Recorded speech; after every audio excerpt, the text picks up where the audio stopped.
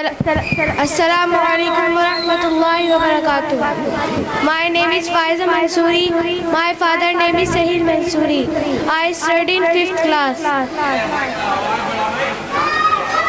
लुटेरा है अगर आज़ाद तो अपमान सबका है, लुटेरा है अगर आज़ाद तो अपमान सबका है, लुटी है अगर एक बेटी तो लुटा सम्मान सबका है। बनो इंसान पहले छोड़कर तुम बात मजहब की, लड़ो मिलकर दरिंदों से हिंदुस्तान सबका है।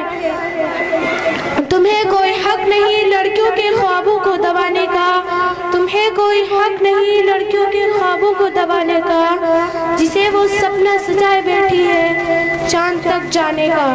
वर्षों पुरानी हमारी कहानी है, हम सब करते मेहरबानी है, हमारी पहचान ये है कि हम हिंदुस्तानी हैं। जय हिंद, जय Bharat. I love my. Very good, clap करो।